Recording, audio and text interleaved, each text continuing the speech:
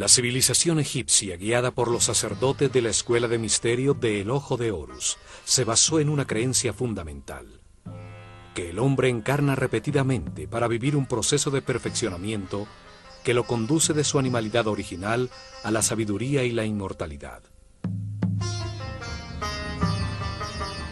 Ese camino evolutivo tiene 7 fases, 7 niveles determinados por la sabiduría que lleva acumulada, por la frecuencia en que vibra y por la cantidad de energía vital que puede procesar.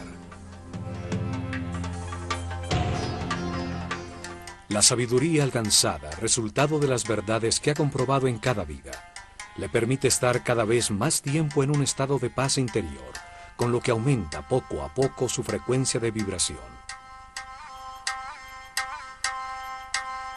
En forma correspondiente va aumentando que puede procesar y distribuir en su sistema neuronal.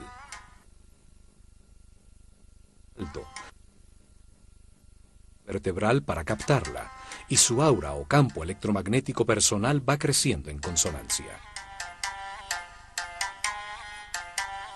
Las circunstancias que el hombre experimenta, los procesos que debe vivir con el objeto de evolucionar, de adquirir sabiduría, fueron diseñados por Dios de una manera perfecta. Los egipcios creían que la energía que fluye de Dios y que se manifiesta de distintas maneras determina los procesos a que es sometido cada espíritu. El universo sería como una fábrica de conciencias sometidas a una serie de procesos lineales.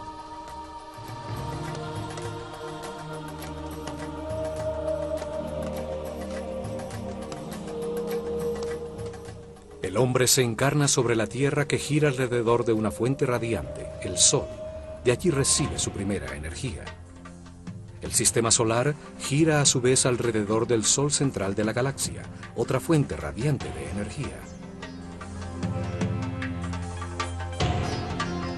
Ellos encontraron que durante este giro que tarda 25.920 años, al que llamaron el año cósmico, el sistema solar recibe la energía de una serie distinta de astros radiantes que producen distintos campos de fuerza.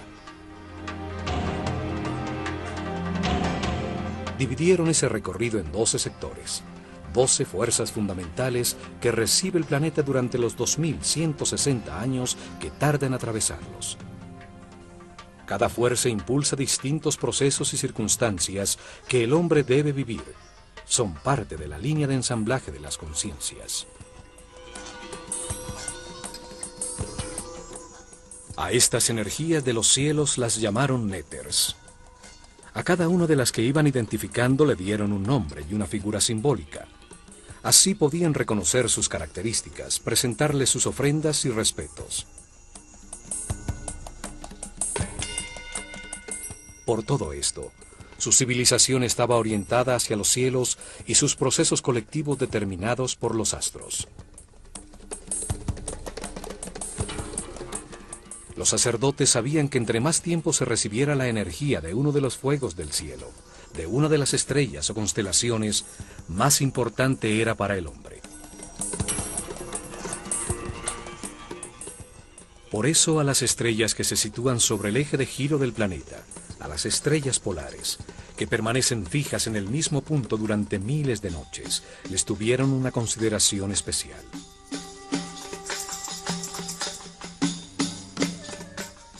Además, en una época en que la noche era como la muerte, el pueblo, al encontrar que estas estrellas aparecían siempre en el mismo sitio, sin moverse por la bóveda celeste, las convirtió en el poder que reina en la oscuridad, fuerzas nefastas que traían la muerte y las desgracias. A esta serie de fuerzas que impulsaban los procesos y eventos más difíciles de la vida, las comandaba una figura simbólica que llamaron Set, la raíz del Satán moderno. Set, el señor de la oscuridad, el poder que retrasa el avance del hombre, el que lo sumerge en las pasiones animales, logrando que permanezca detenido en la ignorancia, cumplía una función importantísima en el universo egipcio. Impulsaba al hombre a cometer errores, inducía conductas agresivas, irrespetuosas, que solo producían dolor, sufrimiento, angustia y miedo. Los resultados de estas conductas equivocadas agobiaban al hombre, saturándolo de sufrimiento, impulsándolo a buscar el camino de la paz y la felicidad. Comprendía que con sus actuaciones agresivas hacia los demás, solo se estaba haciendo daño a sí mismo.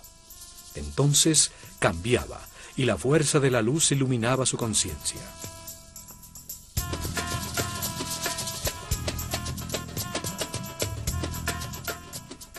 A las fuerzas que impulsaban al hombre a cambiar, a avanzar hacia la cordialidad, la paz y la comprensión, las comandaba otra figura simbólica, a la que llamaron Osiris. Osiris es el Señor de la Luz, el poder que impulsa el avance del hombre hacia la espiritualidad y la vibración en amor a través de muchas vidas y circunstancias difíciles.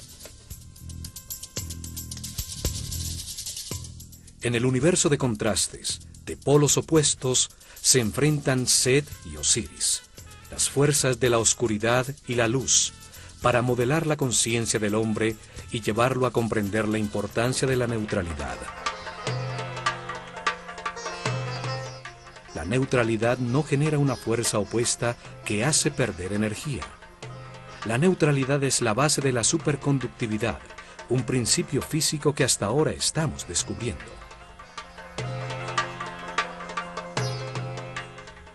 La neutralidad implica respeto por los demás. Implica tener la conciencia para no intervenir e impedir sus procesos de destino, las circunstancias difíciles que necesita vivir para aprender.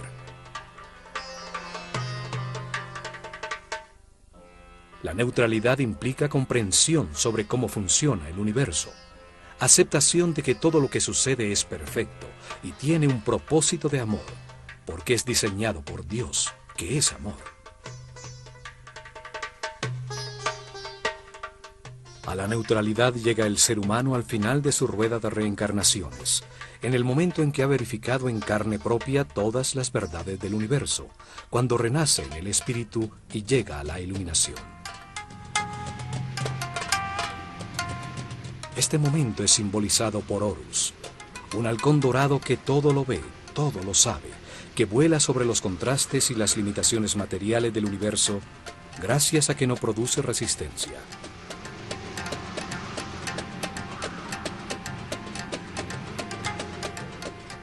Horus es el símbolo de la conciencia permanente, inmortal, de un ser respetuoso en equilibrio, capaz de acceder a todos sus poderes y a la paz eterna. Este momento de equilibrio es experimentado en el planeta 4 días al año, los días del equinoccio de invierno y verano, cuando el día tiene la misma duración que la noche.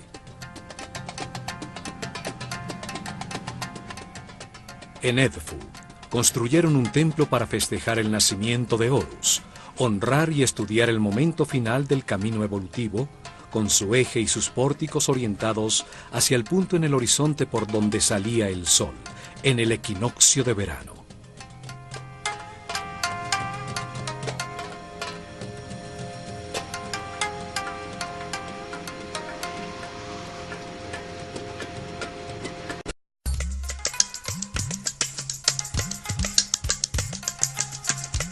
Casi todos los complejos religiosos egipcios albergaban en su interior 2 templos, 2 observatorios astronómicos, uno solar y otro estelar, con sus ejes y pórticos orientados a 90 grados el uno del otro. Esto permitía enmarcar simultáneamente la estrella que personificaba a la fuerza fundamental que se honraba en el templo y la fuente radiante más cercana al hombre, el Sol, en los días en que definían los cambios climáticos, las estaciones, los puntos en que cambiaba el medio ambiente de todos los seres sobre la Tierra. En algunos casos, como en Dendera y Edfu, un mismo templo enmarcaba con sus pórticos una brillante estrella que anunciaba la salida del sol por ese mismo sitio, un poco más tarde.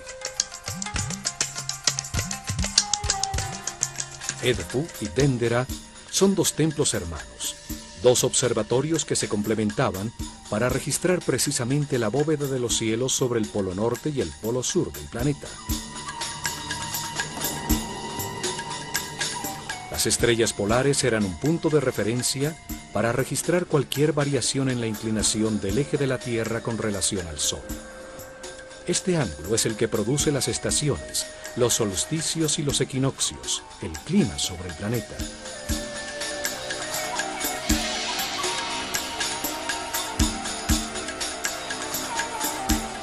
El estudio y registro de estas estrellas fijas, su relación con el Sol y las otras estrellas, era muy importante, pues cualquier variación en su movimiento habitual preconizaba grandes cambios en la vida del hombre. Eran las estrellas nefastas, las de los grandes cambios. Los ubicaron a una precisa distancia para producir una diferencia de 1 grado exacto sobre la latitud norte del planeta. Dendera está sobre los 26 grados y Edfu sobre los 25 grados de latitud al norte del ecuador de la Tierra.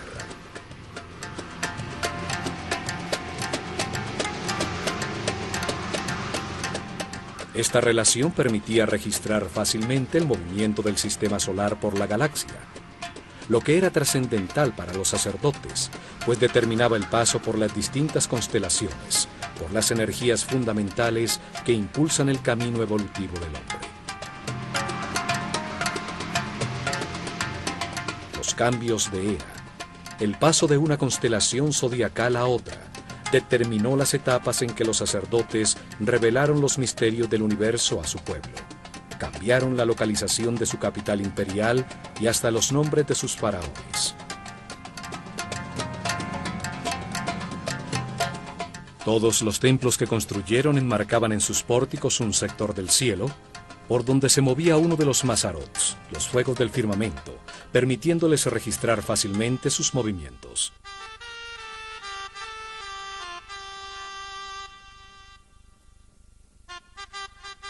El templo de Horus en Edfu estaba orientado hacia el polo sur, enmarcaba a la estrella Canopus, mientras que el templo de Hathor en Dendera enfocaba sobre el polo norte a la estrella Alpha Draconis. El templo de Horus en Edfu festejaba su nacimiento en el equinoccio de verano, 3 meses más tarde. El templo de Hathor en Dendera festejaba la renovación de la vida, la fertilidad que producía la inundación del Nilo el día del solsticio de verano.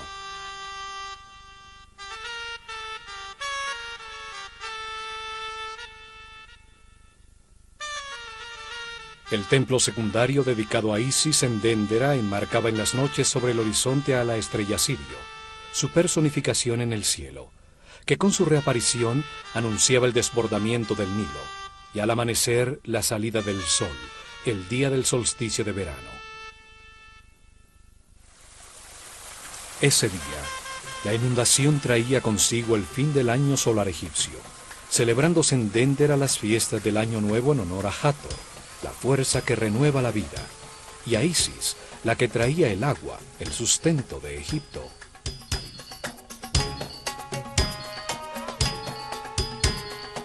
Tres meses más tarde, el templo de Neftis en Edfu, del que solo se conservan los cimientos, enmarcaba el punto sobre el horizonte por donde aparecía la estrella Procyon, la que marcaba el tiempo de siembra, y al amanecer, la salida del sol el día del equinoccio de invierno.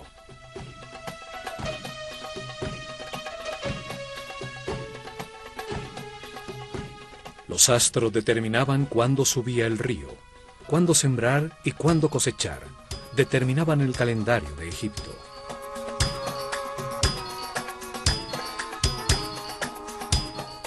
Como los dos templos, las dos estrellas tienen también una estrecha relación.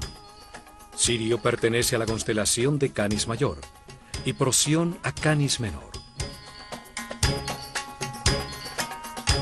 Las dos son estrellas hermanas, como Isis y Neftis, las compañeras de Osiris y de Set, el señor de la oscuridad.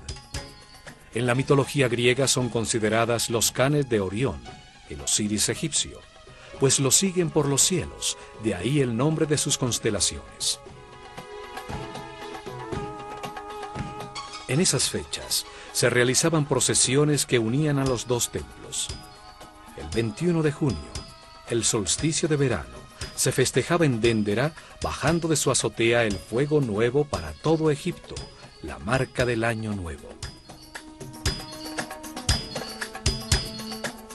El 21 de septiembre, en el equinoccio de invierno, se festejaba en Edfu la concepción de Horus, y el 21 de abril, en el equinoccio de verano, su nacimiento.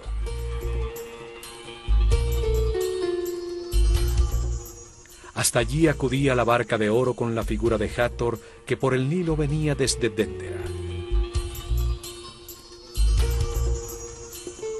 Esta ceremonia era llamada el Festival del Bello Encuentro, cuando Hathor, la fuerza de la vida, festejaba en Edfu la culminación del proceso que ella había puesto en marcha.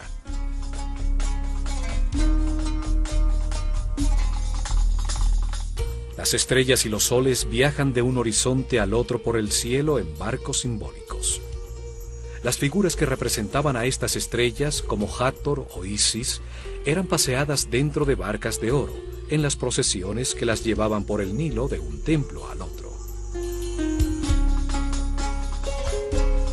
El antiquísimo templo dedicado a Horus en Edfu, llamada Apolinópolis Magna por los griegos, comenzó a ser reconstruido en el año 237 a.C., durante el reinado del faraón Ptolomeo III, uno de los reyes macedonios que gobernó a Egipto como heredero de Alejandro Magno.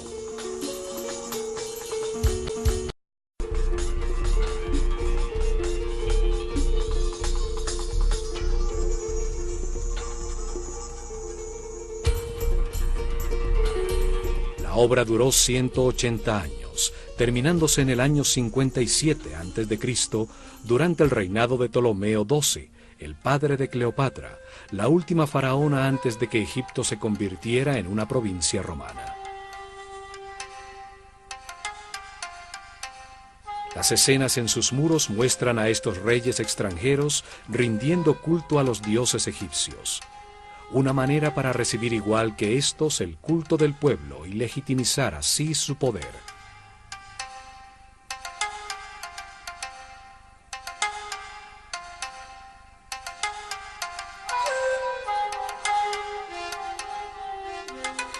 El pueblo de Edfu ha ocupado los terrenos que antes eran exclusivos del complejo religioso. Sus muros exteriores de protección desaparecieron hace mucho tiempo. La mayoría de sus construcciones fueron destruidas. Aún permanece intacto el templo principal dedicado a Horus, el Halcón Dorado, reconstruido por los Ptolomeos, paralelo al Nilo, en el mismo sitio donde un templo más antiguo había existido.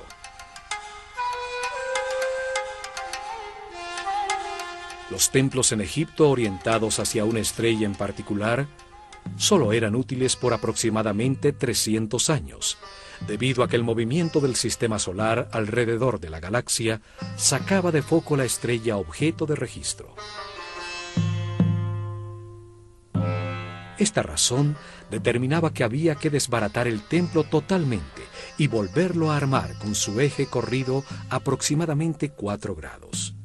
Es por esto que se encuentran piedras marcadas por faraones anteriores en los cimientos de los nuevos templos. Era como girar el telescopio. El caso de los templos solares es distinto, pues el ángulo entre el ecuador de la Tierra y la eclíptica por donde se mueve el Sol cambia solamente 1 grado cada 7.000 años. Los templos solares, enfocados al punto en el horizonte por donde sale el Sol, en una fecha especial, servían por miles de años. El eje del templo está orientado hacia los 86.5 grados suroeste. Allí, a los 26 grados sobre el horizonte, se situaba todas las noches prácticamente sobre el polo sur la estrella Canopus, la segunda más brillante de los cielos, después de Sirio.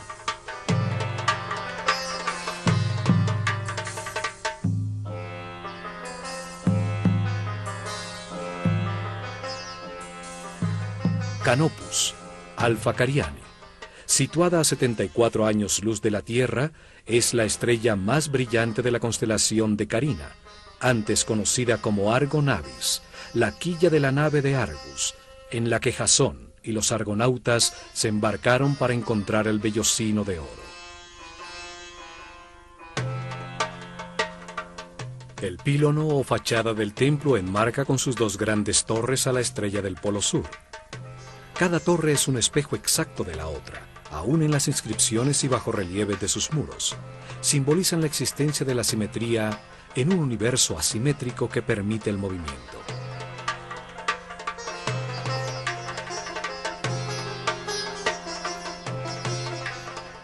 En el frente, la figura del faraón esgrime una vara de poder, con un gesto amenazador hacia los enemigos de Egipto, en un símbolo recurrente desde la antiquísima paleta de Narmer.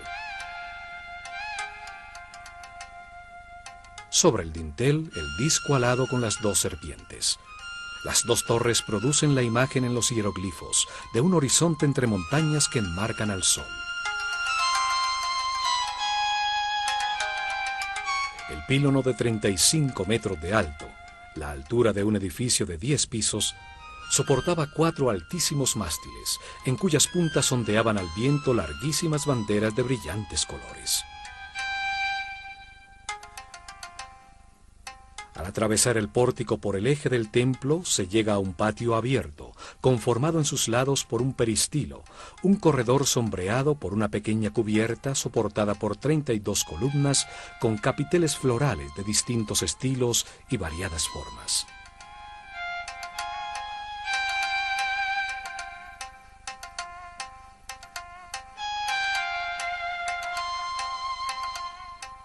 En la fachada interior del pílono, la que da hacia el patio interior, las figuras talladas están también dispuestas simétricamente como en un espejo, solo cambian los tocados simbólicos sobre sus cabezas.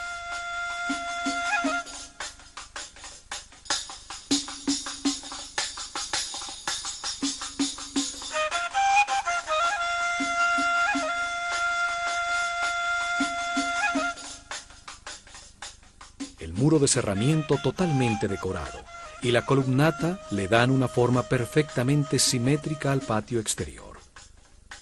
El equilibrio del conjunto llena de armonía al espacio, donde los iniciados recibían sus lecciones.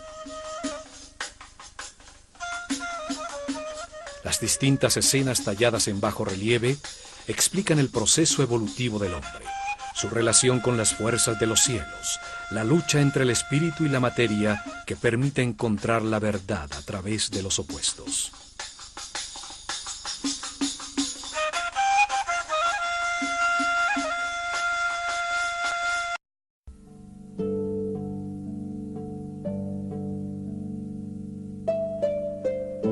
En los tiempos de la Escuela de Misterios existía en este patio un bello jardín, donde los iniciados realizaban ejercicios para verificar en carne propia las informaciones suministradas por sus maestros. Aquí recibieron conocimientos correspondientes con el nivel de su conciencia. Trabajaron bajo la dirección del maestro del misticismo, dedicados al objetivo principal de este templo, comprender la importancia de la neutralidad en un mundo bipolar.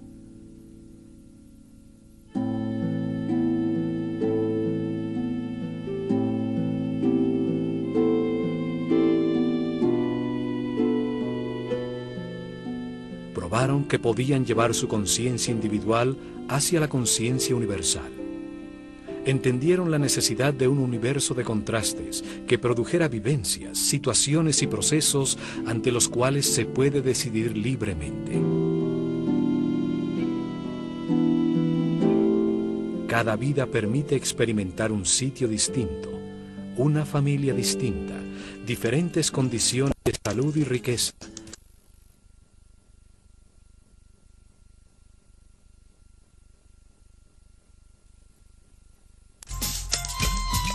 Set es derrotado en la conciencia del hombre gracias a los errores que éste cometió a lo largo de muchas reencarnaciones. La comparación de los resultados obtenidos con sus actuaciones son los que producen comprensión, luz en la mente. Experimentaron el principio vital de otros seres. Entendieron que realmente solo existe una gran conciencia en el universo. Lo verificaron frente a una de las palmas del jardín del peristilo, cuando se concentraron en ella hasta sentir en sus hojas el viento.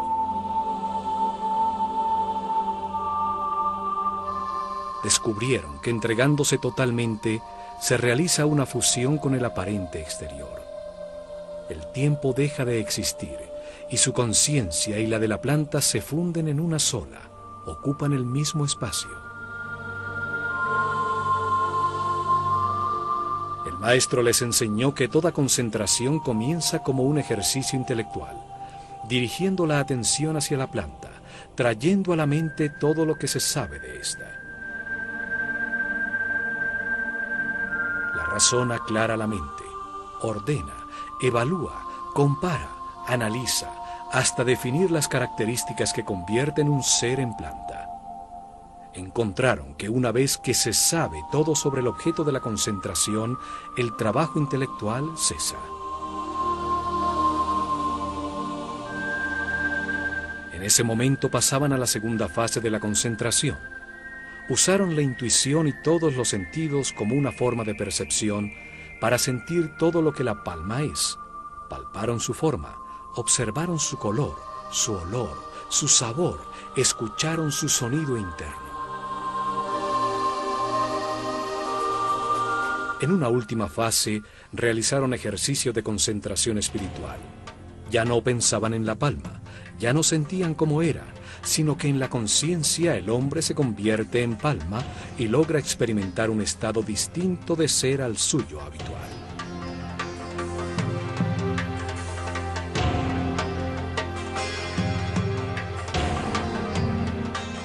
En ese estado, el ego desaparece y el iniciado se encontraba con su yo superior.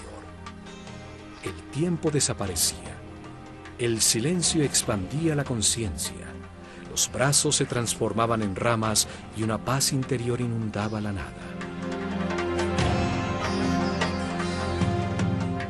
En este patio pudieron así aumentar su energía vital, su frecuencia de vibración, reunidos con otros compañeros que tenían un nivel de conciencia similar. Se encontraban en un lugar parecido en el camino de las reencarnaciones. La fachada interior del patio hacia el templo es muy parecida a la principal del templo de Dendera. La planta y el diseño general son muy parecidos. Ambos templos fueron reconstruidos siguiendo los planos realizados por Imhotep, el arquitecto que construyó la pirámide escalonada de Saqqara. El muro entre las columnas filtra la luz, permitiendo que solo un poco entre al templo por su parte superior abierta, facilitando la penumbra interior para observar las estrellas. Dos grandes estatuas de Horus, como halcón con la doble corona de Egipto, enmarcaban la entrada al salón hipostile, al llamado Salón de la Vida. Hoy solo queda una de las estatuas de granito negro. Al entrar al gran salón que los egipcios llamaban la Casa de la Vida, se siente un cambio de temperatura inmediato. Una paz se respira en el ambiente. 12 impresionantes columnas soportan un alto cielo raso que nunca alcanzó a ser decorado.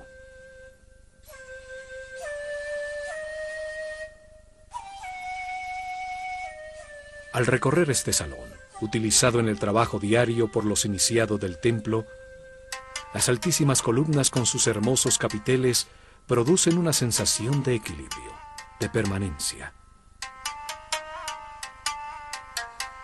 También, como en Dendera, este salón tiene una pequeña capilla para guardar los papiros en los que trabajaban los escribas y los que se necesitaban para las lecciones con los discípulos del templo.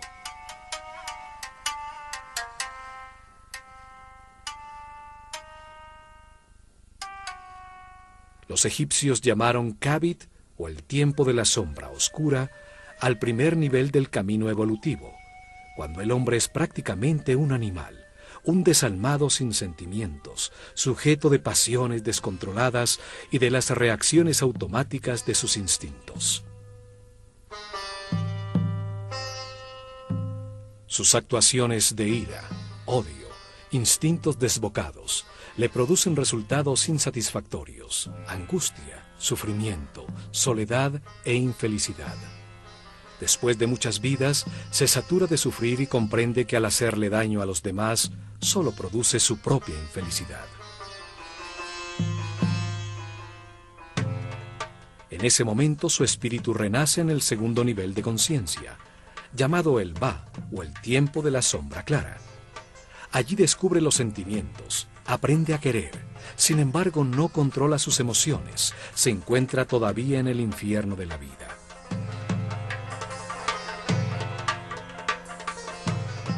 Al ascender al tercer nivel, llamado el tiempo del corazón que respira, el péndulo lo lleva al extremo opuesto. Se transforma en un ser bueno, que vive preocupado por los demás, tratando de resolver sus problemas y de evitarles las situaciones dolorosas de la vida. Tampoco puede ser feliz, pues su paz depende de otras personas.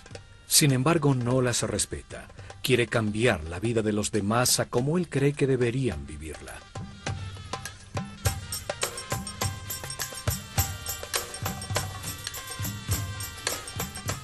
Esta actitud lo lleva a enfrentar su sistema de creencias con el de los demás, pues no respeta las decisiones que éstos toman y cuando le suceden situaciones difíciles para que aprenda, las considera injustas, pues se ve a sí mismo como un ser bueno que solo vive por los demás.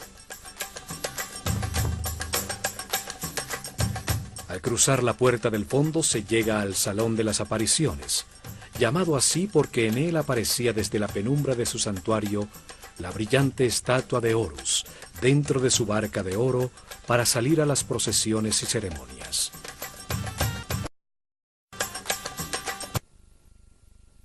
La unión del templo de Horus con el de Hathor en Déndera es resaltada en la decoración de las columnas que tienen la figura de la diosa en sus capiteles.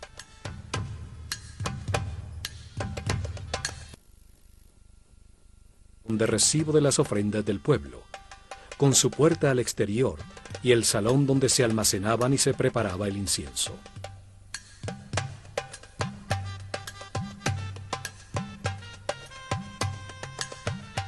Al lado derecho está el salón de las purificaciones, utilizado por los sacerdotes en sus rituales diarios de limpieza, con su puerta para salir al lago y al pozo del templo. Los sacerdotes escogían a sus discípulos entre los seres que manifestaban mayor respeto por los demás, mayor sensibilidad, los que demostraban tener mínimo un tercer nivel de conciencia.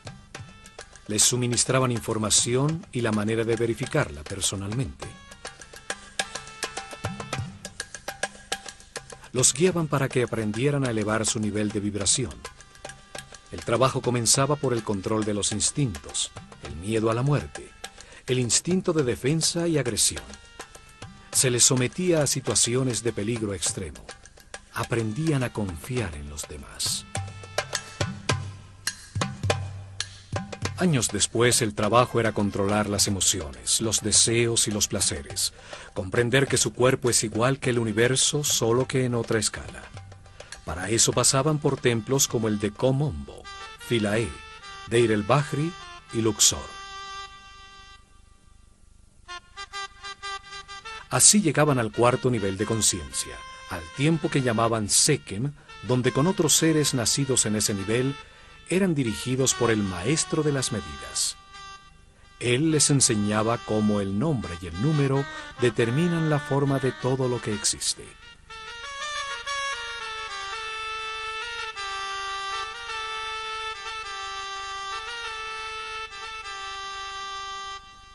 En templos como el de Déndera, se transformaban en Kabirim, los que registran los cielos, aprendiendo cómo los ciclos de los astros afectan al hombre, las fuerzas fundamentales, las frecuencias vibracionales, de Fi, de la proporción áurea y de la flor de la vida.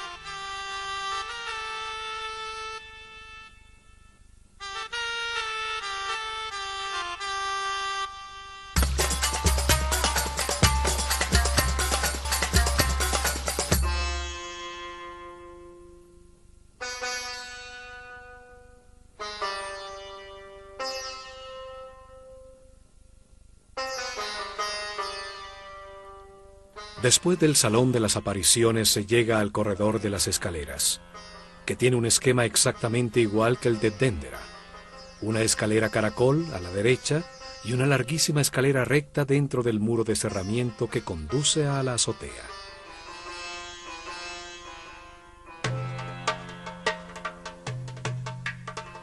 Por la escalera de caracol ascendía la procesión con la barca de Horus hasta la azotea del templo, a esperar la aparición del sol, los días del equinoccio, y por la escalera recta bajaba.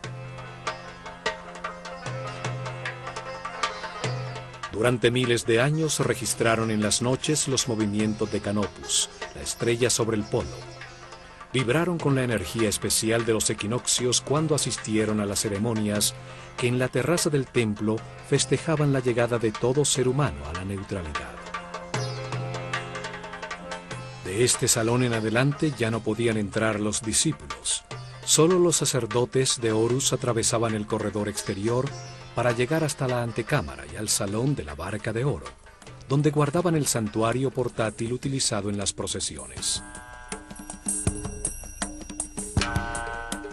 Una reproducción moderna se encuentra en esta otra capilla, pero nos da una idea muy cercana del tamaño y de la forma originalmente utilizada.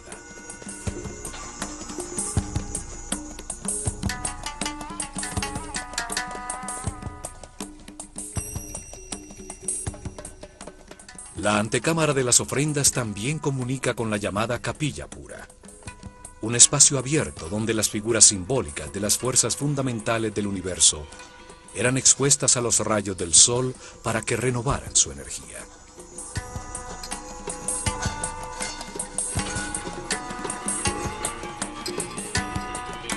Los muros del templo están llenos de bajorrelieves utilizados para explicar los misterios del universo, la razón de la reencarnación, la manera de llegar al final del camino y convertirse en superhombre.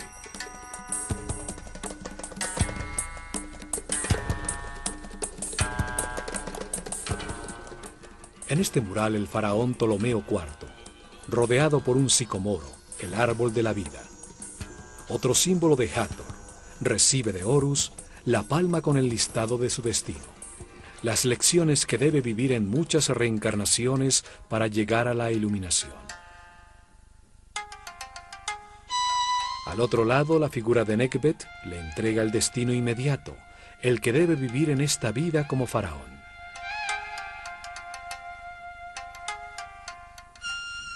La civilización egipcia estaba fundamentada en la reencarnación, como proceso de adquisición y verificación en carne propia de las verdades del universo.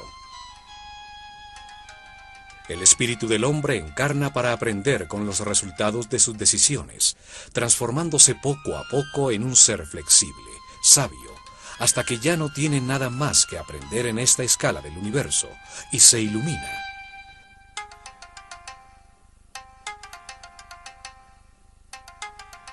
Desde la claridad exterior a la penumbra del Sancta Sanctorum, el nivel de los pisos va ascendiendo para permitir que desde allí el sacerdote pudiera observar el cielo enmarcado en los pórticos sobre las cabezas de los discípulos participantes en las ceremonias.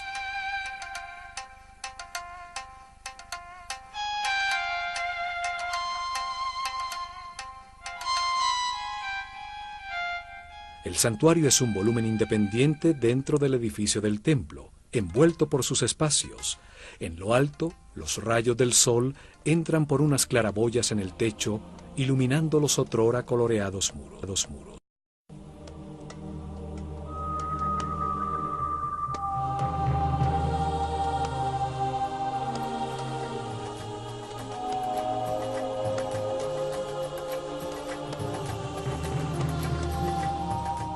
En lo más profundo y oscuro del templo, se llega al santuario, donde se encontraba el Naos, la capilla de granito que contuvo la figura simbólica de Horus, el símbolo del renacimiento espiritual, de la maestría, del momento en que el hombre se convierte en superhombre.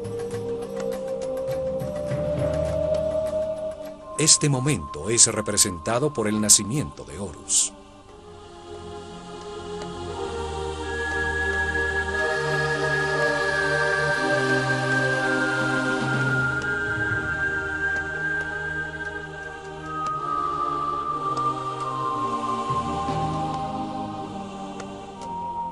Aquí, rodeando el santuario, se encuentran escenas talladas que hacen referencia al momento de la iluminación.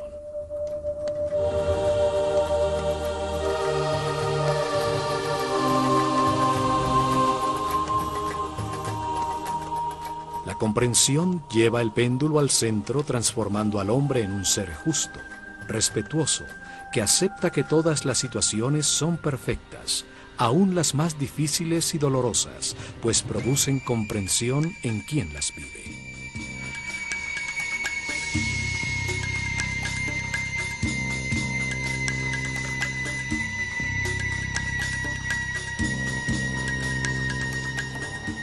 El malo se convierte en bueno, el bueno en justo, y por último el justo en sabio. En ese momento llega la iluminación representada por Horus, cuando se renace desde el espíritu, al terminar la rueda de reencarnaciones en esta escala del universo, para continuar el camino de perfeccionamiento en una jerarquía más alta. El hombre que nace en la carne renace en el espíritu. Así termina su transformación desde su animalidad original a la espiritualidad eterna. Desde su conciencia temporal a la conciencia permanente, de la mortalidad a la inmortalidad. El amor permanente en pensamiento, palabra y obra, producto de estas comprensiones, hace que el ego desaparezca para siempre, y con él la rueda de reencarnaciones.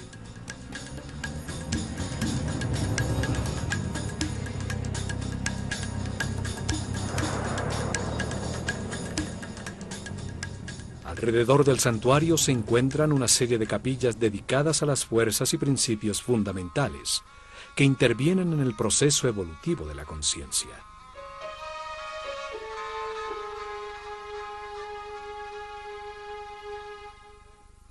Osiris tiene una capilla que es fácilmente reconocible para el pueblo que no podía entrar al templo, a través de los bajorrelieves que adornan el muro exterior, permitiéndoles acercarse y colocar sus ofrendas desde un lugar cercano e inmediato.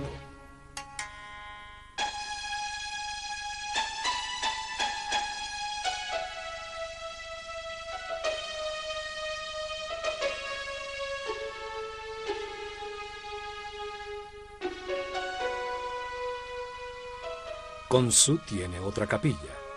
Es el hijo de Mut, la característica femenina del único Dios, y de Amon-Ra, la característica masculina. Su unión crea la conciencia del hombre.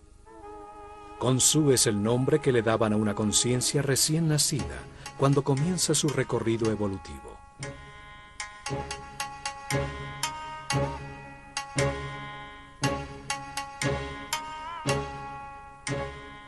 Amon-Ra, el dios creador de la conciencia, tiene una capilla con información sobre el proceso evolutivo, y las 9 fuerzas fundamentales tienen otra.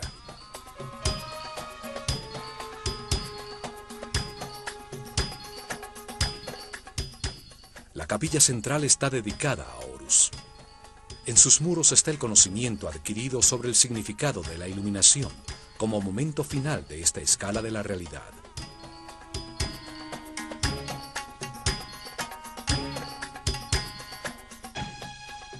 A este templo llegaron iniciados en el 4º nivel de conciencia.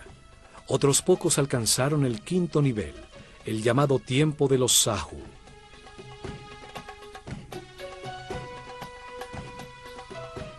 Aquí recibieron información sobre la meta del camino de reencarnaciones.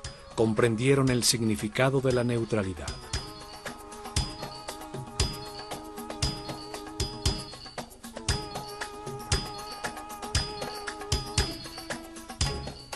Luego continuaron su camino de perfeccionamiento. Se embarcaron en el río para llegar a Karnak, al templo de la conciencia del hombre, donde buscarían la sabiduría a través del arte, del conocimiento de su inconsciente, al revivir su cadena de reencarnaciones.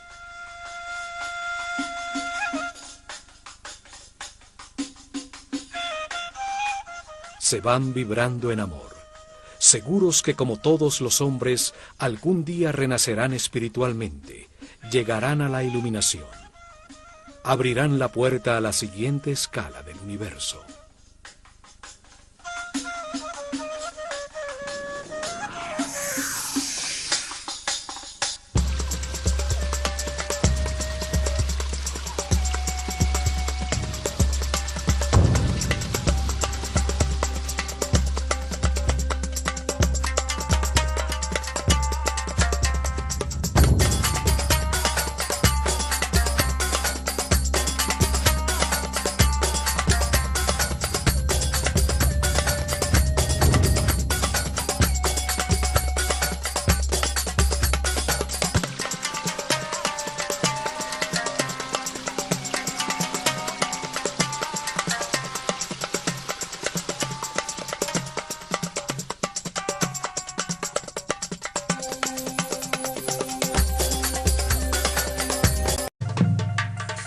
El caso de los templos solares es distinto, pues el ángulo entre el ecuador de la Tierra y la eclíptica por donde se mueve el Sol cambia solamente 1 grado cada 7.000 años.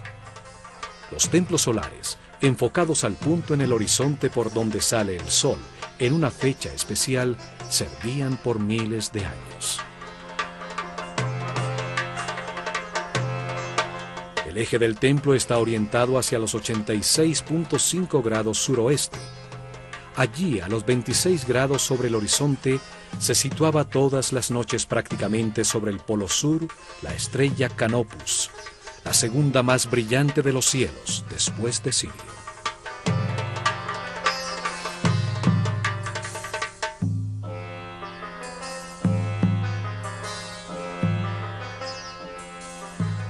Canopus, Alpha Cariani, situada a 74 años luz de la Tierra, es la estrella más brillante de la constelación de Carina, antes conocida como Argo Navis, la quilla de la nave de Argus, en la que Jasón y los argonautas se embarcaron para encontrar el vellocino de oro. El pílono o fachada del templo enmarca con sus 2 grandes torres a la estrella del Polo Sur. Cada torre es un espejo exacto de la otra, aún en las inscripciones y bajorrelieves de sus muros. Simbolizan la existencia de la simetría en un universo asimétrico que permite el movimiento.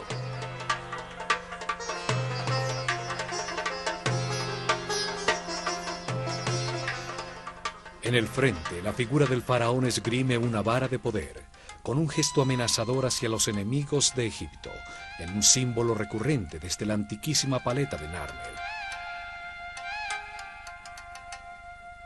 Sobre el dintel, el disco alado con las 2 serpientes. Las 2 torres producen la imagen en los hieroglifos de un horizonte entre montañas que enmarcan al sol. El pílono de 35 metros de alto, la altura de un edificio de 10 pisos, soportaba 4 altísimos mástiles, en cuyas puntas ondeaban al viento larguísimas banderas de brillantes colores. Al atravesar el pórtico por el eje del templo, se llega a un patio abierto, conformado en sus lados por un peristilo, un corredor sombreado por una pequeña cubierta soportada por 32 columnas con capiteles florales de distintos estilos y variadas formas.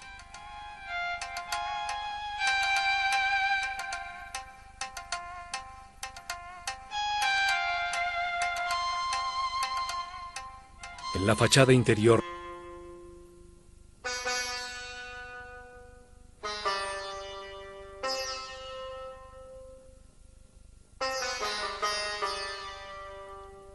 después del Salón de las Apariciones se llega al corredor de las escaleras, que tiene un esquema exactamente igual que el de Dendera.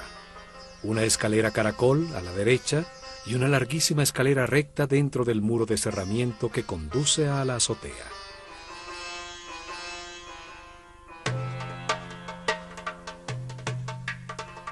Por la escalera de caracol ascendía la procesión con la barca de Horus hasta la azotea del templo, a esperar la aparición del sol, los días del equinoccio, y por la escalera recta bajaba.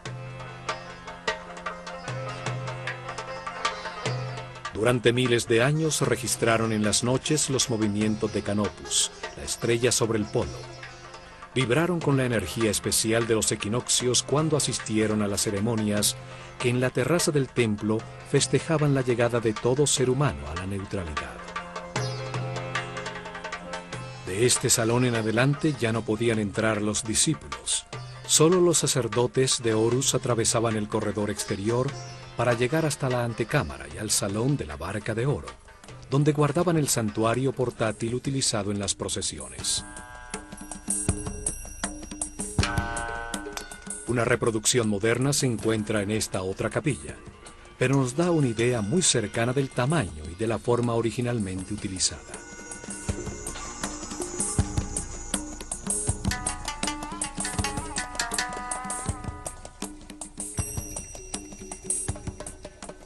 La antecámara de las ofrendas también comunica con la llamada Capilla Pura, un espacio abierto donde las figuras simbólicas de las fuerzas fundamentales del universo eran expuestas a los rayos del sol para que renovaran su energía.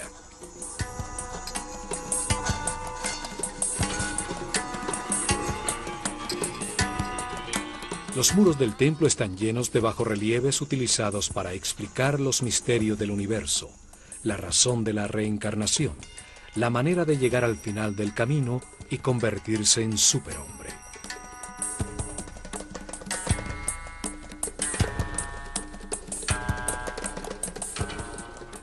En este mural el faraón Ptolomeo IV, rodeado por un sicomoro, el árbol de la vida.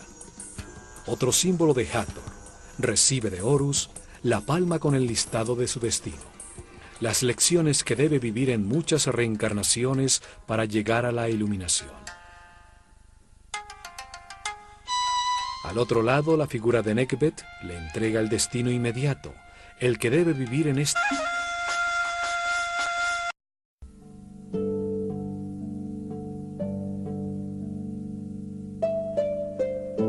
En los tiempos de la Escuela de Misterios existía en este patio un bello jardín, donde los iniciados realizaban ejercicios para verificar en carne propia las informaciones suministradas por sus maestros.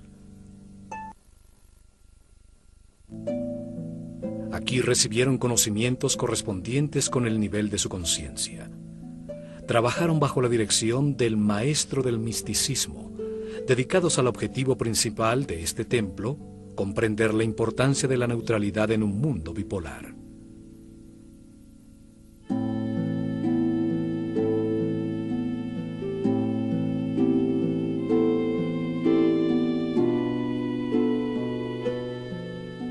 Probaron que podían llevar su conciencia individual hacia la conciencia universal. Entendieron la necesidad de un universo de contrastes que produjera vivencias, situaciones y procesos ante los cuales se puede decidir libremente. Cada vida permite experimentar un sitio distinto, una familia distinta, diferentes condiciones de salud y riqueza.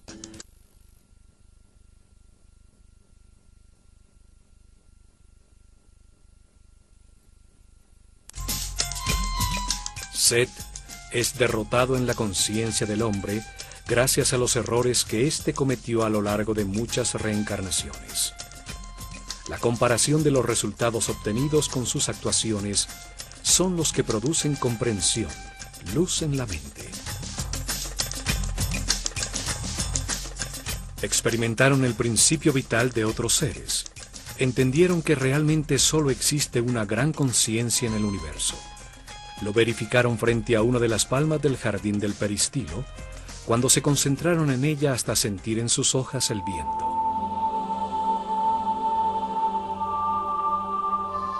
Descubrieron que entregándose totalmente, se realiza una fusión con el aparente exterior. El tiempo deja de existir, y su conciencia y la de la planta se funden en una sola, ocupan el mismo espacio. El maestro les enseñó que toda concentración comienza como un ejercicio intelectual, dirigiendo la atención hacia la planta, trayendo a la mente todo lo que se sabe de esta. La razón aclara la mente, ordena, evalúa, compara, analiza, hasta definir las características que convierten un ser en planta. Es el hijo de Mut, la característica femenina del único Dios, y de Amón-Ra, la característica masculina. Su unión crea la conciencia del hombre.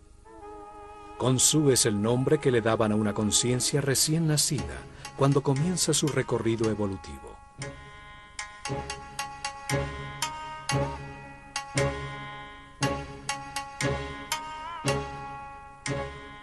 Amón-Ra, el dios creador de la conciencia, tiene una capilla con información sobre el proceso evolutivo, y las 9 fuerzas fundamentales tienen otra.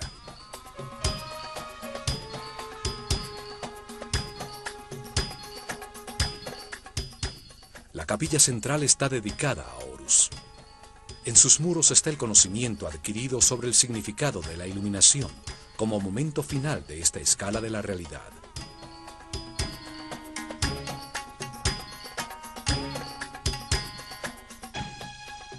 A este templo llegaron iniciados en el 4º nivel de conciencia. Otros pocos alcanzaron el 5º nivel, el llamado tiempo de los Sahu.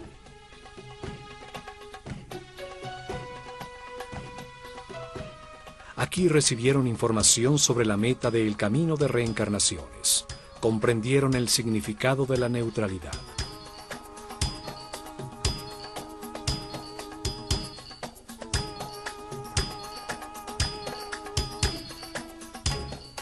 Luego continuaron su camino de perfeccionamiento. Se embarcaron en el río para llegar a Karnak, al templo de la conciencia del hombre, donde buscarían la sabiduría a través del arte, del conocimiento de su inconsciente al revivir su cadena de reencarnaciones.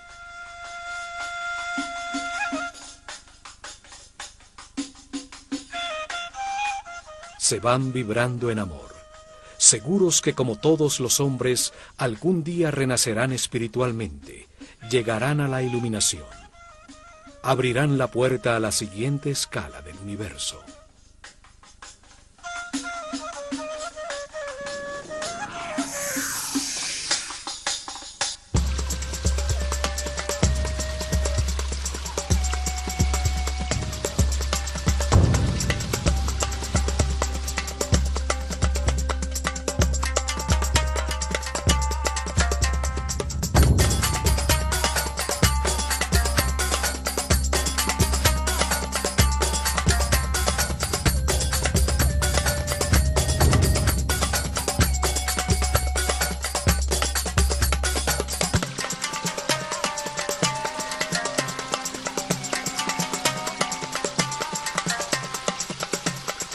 Una fusión con el aparente exterior. El tiempo deja de existir y su conciencia y la de la planta se funden en una sola, ocupan el mismo espacio.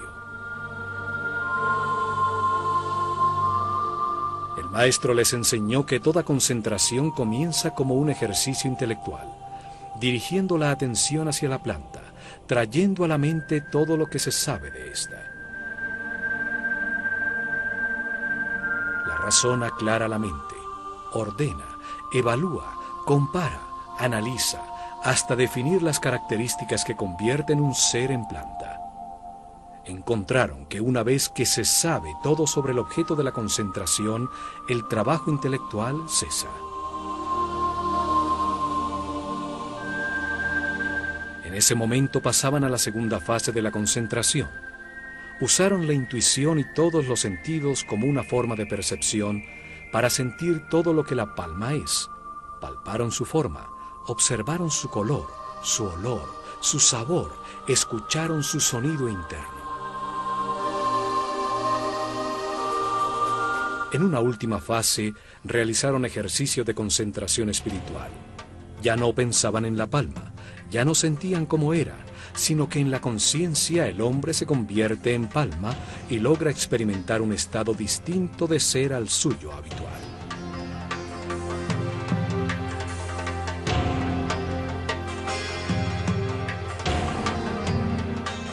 En ese estado, el ego desaparece y el iniciado se encontraba con su yo superior.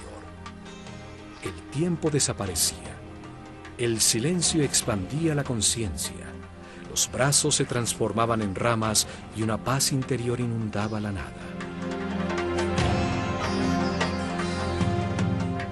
En este patio pudieron así aumentar su energía vital, su frecuencia de vibración, reunidos con otros compañeros que tenían un nivel de conciencia similar.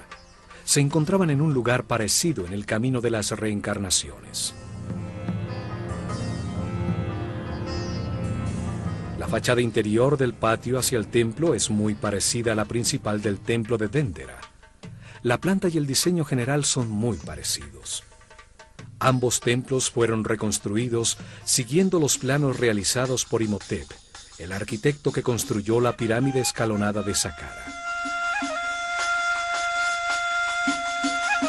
El muro entre las columnas filtra la luz, permitiendo que solo un poco entre al templo por su parte superior abierta, facilitando la penumbra interior para observar las estrellas. Dos grandes. A la neutralidad llega el ser humano al final de su rueda de reencarnaciones, en el momento en que ha verificado en carne propia todas las verdades del universo, cuando renace en el espíritu y llega a la iluminación. Este momento es simbolizado por Horus, un halcón dorado que todo lo ve, todo lo sabe, que vuela sobre los contrastes y las limitaciones materiales del universo, gracias a que no produce resistencia.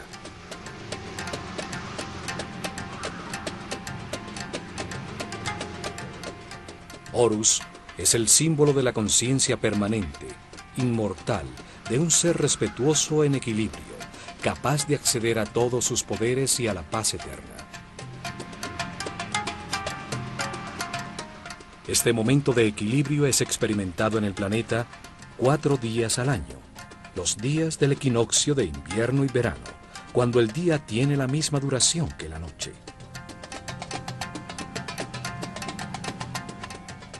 En Edfu, construyeron un templo para festejar el nacimiento de Horus, honrar y estudiar el momento final del camino evolutivo, con su eje y sus pórticos orientados hacia el punto en el horizonte por donde salía el sol, en el equinoccio de verano.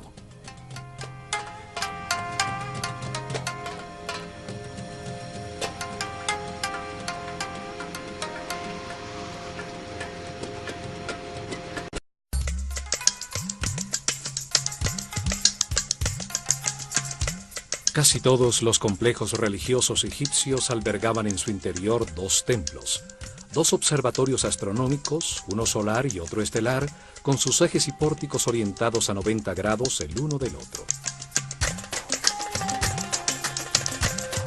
Esto permitía enmarcar simultáneamente la estrella que personificaba a la fuerza fundamental que se honraba en el templo y la fuente radiante más cercana al hombre, el sol, en los días en que definían los cambios climáticos, las estaciones, los puntos en que cambiaba el medio ambiente de todos los seres sobre la Tierra.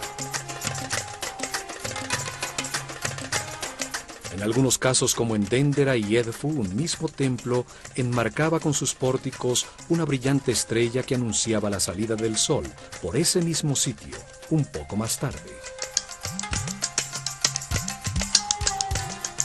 Edfu y Dendera son 2 templos hermanos, 2 observatorios que se complementaban para registrar precisamente la bóveda de los cielos sobre el polo norte y el polo sur del planeta.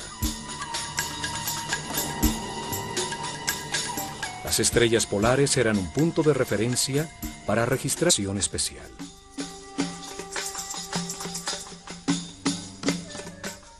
Además, en una época en que la noche era como la muerte, el pueblo, al encontrar que estas estrellas aparecían siempre en el mismo sitio, sin moverse por la bóveda celeste, las convirtió en el poder que reina en la oscuridad, fuerzas nefastas que traían la muerte y las desgracias.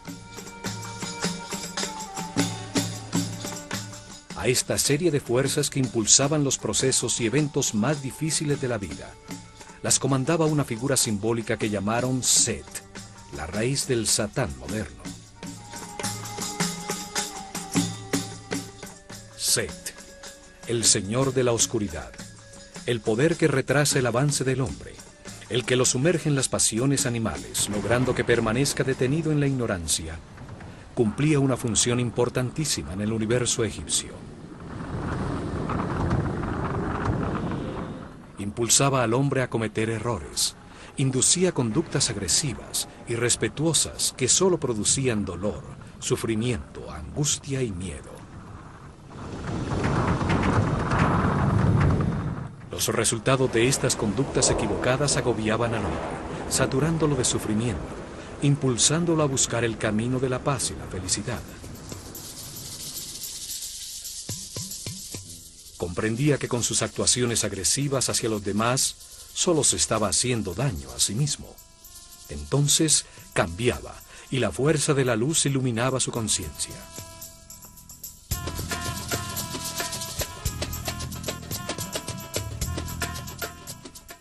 A las fuerzas que impulsaban al hombre a cambiar, a avanzar hacia la cordialidad, la paz y la comprensión, las comandaba otra figura simbólica, a la que llamaron Osiris. Osiris es el Señor de la Luz, el poder que impulsa el avance del hombre hacia la espiritualidad y la vibración en amor a través de muchas vidas y circunstancias difíciles. En el universo de contrastes, de polos opuestos, se enfrentan Set y Osiris, las fuerzas de la oscuridad y la luz, para modelar la conciencia del hombre y llevarlo a comprender la importancia de la neutralidad. La neutralidad no genera una fuerza opuesta que hace perder energía. La neutralidad es la base de la superconductividad, un principio físico que hasta ahora estamos descubriendo.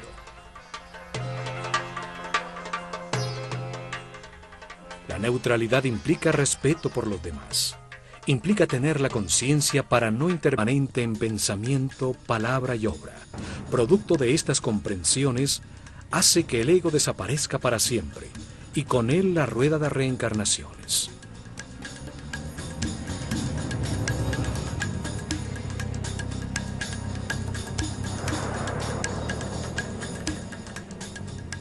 Alrededor del santuario se encuentran una serie de capillas dedicadas a las fuerzas y principios fundamentales que intervienen en el proceso evolutivo de la conciencia.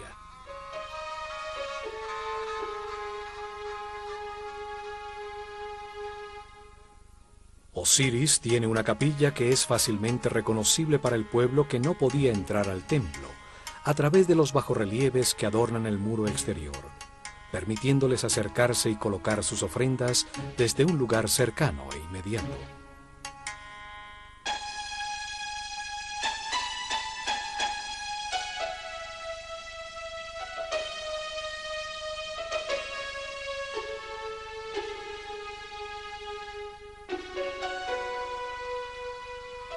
Khonsu tiene otra capilla. Es el hijo de Mut, la característica femenina del único Dios, y de Amón-Ra, la característica masculina. Su unión crea la conciencia del hombre. Khonsu es el nombre que le daban a una conciencia recién nacida cuando comienza su recorrido evolutivo.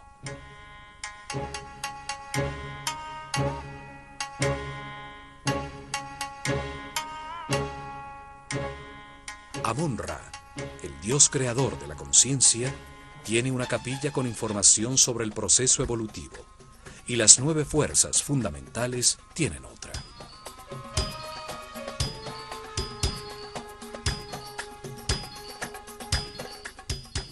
La capilla central está dedicada a Horus. En sus muros está el conocimiento adquirido sobre el significado de la iluminación como momento final de esta escala de la realidad.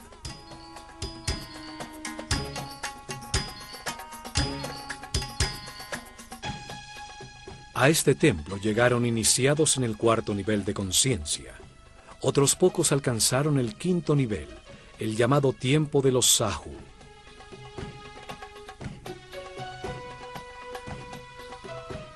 Aquí recibieron información sobre la meta del camino de reencarnaciones. Comprendieron el significado de la neutralidad.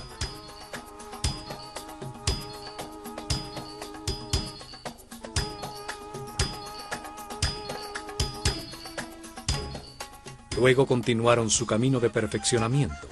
Se embarcaron en el río para llegar a Karnak, al templo de la conciencia del hombre, donde buscarían la sabiduría. El 21 de septiembre, en el equinoccio de invierno, se festejaba en Edfu la concepción de Horus, y el 21 de abril, en el equinoccio de verano, su nacimiento.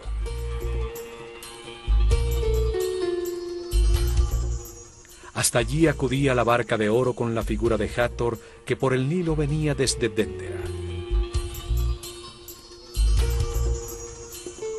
Esta ceremonia era llamada el Festival del Bello Encuentro, cuando Hathor, la fuerza de la vida, festejaba en Edfu la culminación del proceso que ella había puesto en marcha.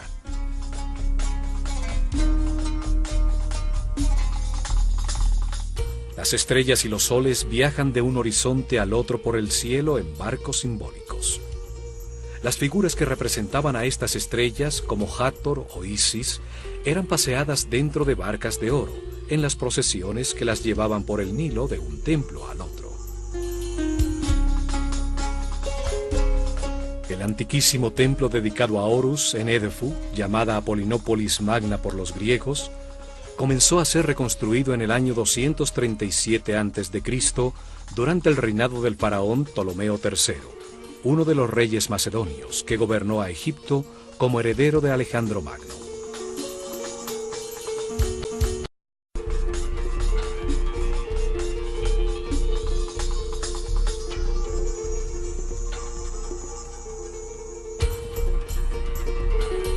La obra duró 180 años, terminándose en el año 57 a.C., durante el reinado de Ptolomeo XII, el padre de Cleopatra, la última faraona antes de que Egipto se convirtiera en una provincia romana. Las escenas en sus muros muestran a estos reyes extranjeros rindiendo culto a los dioses egipcios, una manera para recibir igual que estos el culto del pueblo y legitimizar así su poder.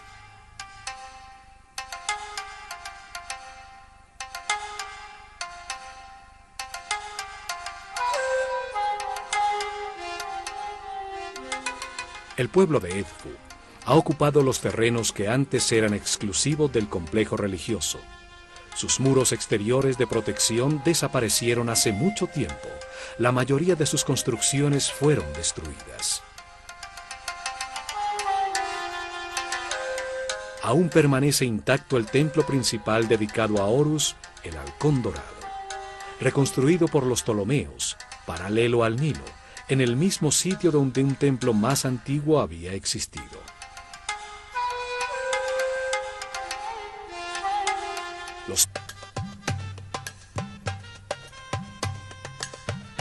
Al lado derecho está el Salón de las Purificaciones, utilizado por los sacerdotes en sus rituales diarios de limpieza, con su puerta para salir al lago y al pozo del templo. Los sacerdotes escogían a sus discípulos entre los seres que manifestaban mayor respeto por los demás, mayor sensibilidad, los que demostraban tener mínimo un tercer nivel de conciencia. Les suministraban información y la manera de verificarla personalmente. Los guiaban para que aprendieran a elevar su nivel de vibración. El trabajo comenzaba por el control de los instintos, el miedo a la muerte, el instinto de defensa y agresión. Se les sometía a situaciones de peligro extremo. Aprendían a confiar en los demás. Años después, el trabajo era controlar las emociones, los deseos y los placeres, comprender que su cuerpo es igual que el universo, solo que en otra escala.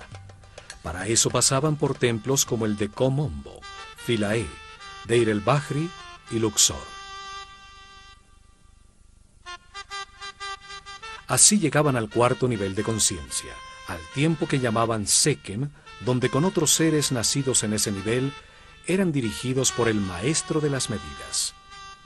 Él les enseñaba cómo el nombre y el número determinan la forma de todo lo que existe.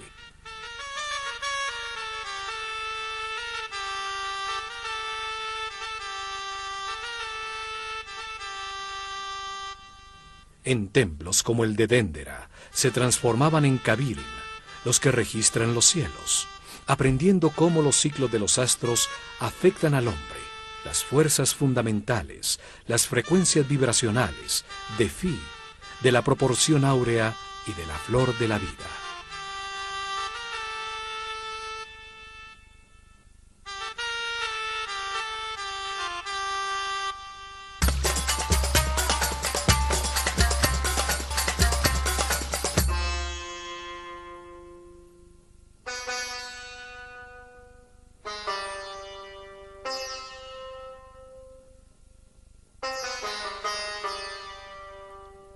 Después del Salón de las Apariciones se llega al corredor de las escaleras, que tiene un esquema exactamente igual que el de Dendera. Una escalera caracol a la derecha y una larguísima escalera recta dentro del muro de cerramiento que conduce a la azotea.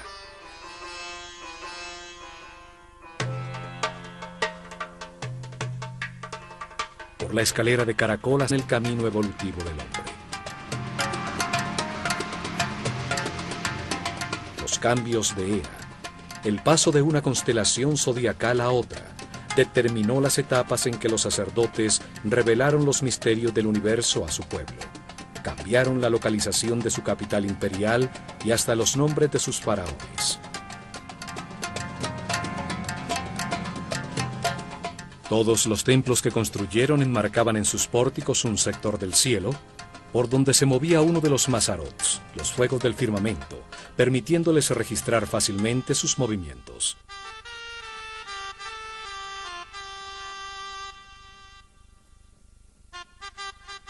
El templo de Horus en Edfu estaba orientado hacia el polo sur, enmarcaba a la estrella Canopus, mientras que el templo de Hathor en Dendera enfocaba sobre el polo norte a la estrella Alpha Draconis. El templo de Horus en Edfu festejaba su nacimiento en el equinoccio de verano, 3 meses más tarde. El templo de Hathor en Dendera festejaba la renovación de la vida, la fertilidad que producía la inundación del Nilo el día del solsticio de verano.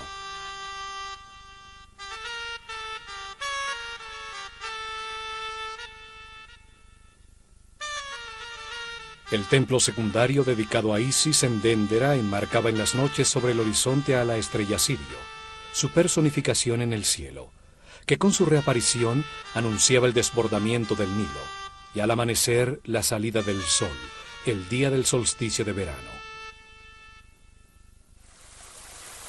Ese día, la inundación traía consigo el fin del año solar egipcio, celebrándose en Dendera las fiestas del Año Nuevo en honor a Hathor, la fuerza que renueva la vida, y a Isis, la que traía el agua, el sustento de Egipto.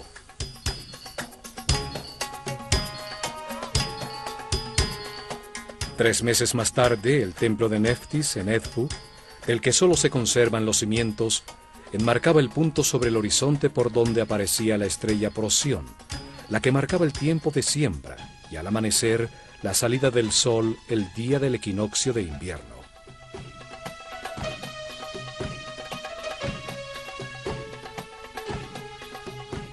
Los astros determinaban cuándo subía el río, cuándo sembrar y cuándo cosechar.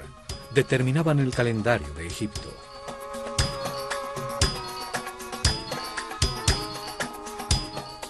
Como los dos templos, las dos estrellas tienen también una estrecha relación. Sirio pertenece a la constelación de Canis Mayor y Procyon a Canis Menor.